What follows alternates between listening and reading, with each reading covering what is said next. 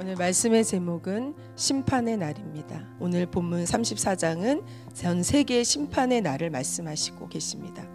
본문에 심판이 임하는 곳을 열국이라고 했습니다. 이 열국은 세상의 모든 민족을 말씀하고 있습니다. 하나님의 심판이 열애되는 것은 어느 한 구석도 없었습니다.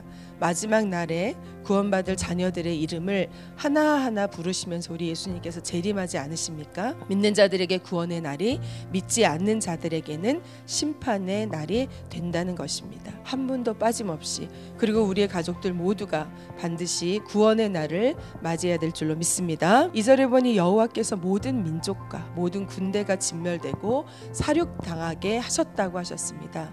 이 당하게 하셨다라는 뜻은요, 진멸되고 사륙되도록 버려두기로 작정하셨다라는 뜻입니다. 하나님께서 버려두시기로 작정하셨을 때에는 단 한 번에 작정하시지는 않으십니다. 회개하기를 촉구하고 돌아오기를 기다리십니다. 한없는 사랑으로 기다리시던 하나님께서 심판의 날을 작정하시니 그 누구도 피할 수 없는 심판의 모습이 오늘 기록되어 있는 것입니다. 당시 고대 근동에서 가장 수치스러운 죽음은 죽은 자들이 장사를 지내지 못하는 것입니다. 세상에서 수치를 당하지 않으려고 이들은 어떻게 살았습니까? 그 수치를 당하지 아니하도록 세상의 비유를 바치며 바둥바둥 살았는데 결국 그들의 심판은 가장 수치스러운 죽음을 맞이하게 된다라는 것입니다.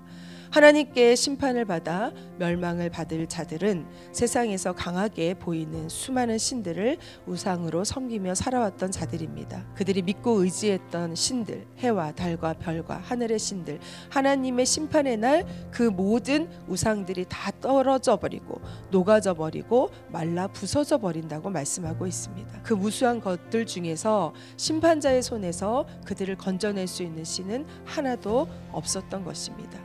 우주 만물을 심판하신 하나님 앞에 의미 있는 것은 그들이 쌓아놓은 세상적인 풍요가 아니라 오직 믿음뿐인 줄로 믿습니다. 이사야 선지자는 세상적인 풍요가 결국 멸망뿐이라는 것을 알려주기 위해서 하나님의 칼에 의해 진멸당한 에돔의 심판에 대해 말씀하고 있습니다. 하나님을 떠나고 이스라엘을 괴롭힌 에돔에 대한 심판을 여호와의 칼로 말씀하셨고 그날을 보복의 날이라고 오늘 말씀하고 계십니다. 이스라엘이 제사를 드릴 때 사용했던 제물의 칼은 제물의 내장을 가르면은 그 내장의 기름이 피와 아주 보기 싫게 엉겨 붙어 있어요. 엄청난 사륙이 이루어졌다는 걸 알 수 있죠. 그렇듯이 에돔 땅의 사륙의 피가 여호와의 칼에 그렇게 엉겨 붙어 있다라는 것입니다. 하나님께서 에돔 족속을 심판하실 때에도 오랜 시간을 기다려 주셨습니다. 에돔은 기준이 되는 하나님의 말씀이 없었습니다. 하나님의 말씀을 떠나 죄악된 행실을 일삼으며 살아가는 에돔의 끝은 결국 하나님의 심판이요 멸망인 것입니다. 하나님께 돌아오지 않으면 심판은 반드시 이루어집니다. 그래서 16절에 여호와의 책을 찾아 읽으면 모두가 짝이 있다라고 말씀합니다.